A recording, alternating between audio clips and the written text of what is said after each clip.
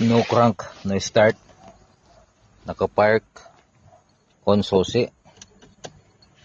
Nakihilo naman lahat.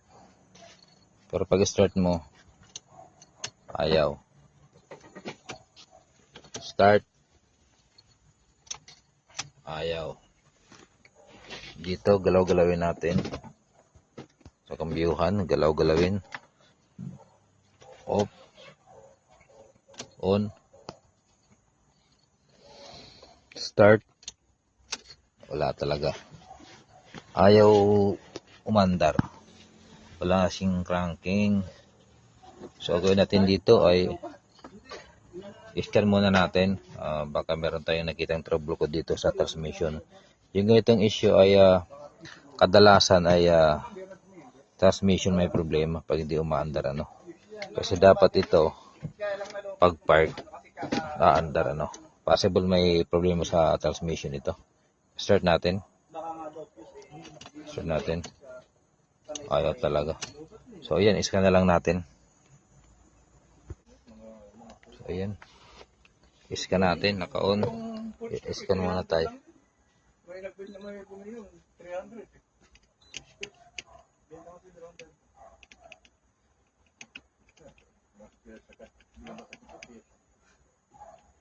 Mababa pero sa pista naman, sa piyesa naman umaari pa. Kaya dalawang dahon.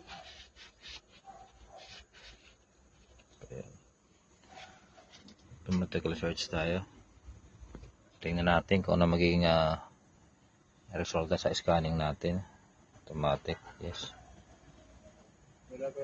Ito possible lang ang ano ko nito, parte sa kanyang transmission, ano. Hindi siya mag start. Health report tayo. Ayun, ABS.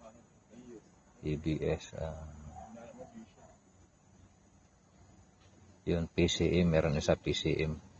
So yun nga, parang ano yung transmission.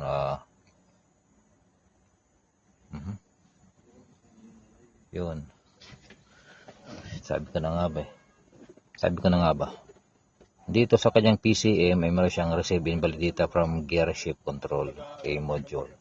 TCA transmission range sensor circuit law, transmission range sensor circuit law. Yan, transmission range sensor circuit law. So yun ang sira nito. Ang sira nito yung kanyang, kung tawagin ay inhibitor switch, mga paps. So ayan, ABS, adaming ABS, hayaan na lang yan. Ang importante dito, yung ating tinutumbok ay yung kanyang TCM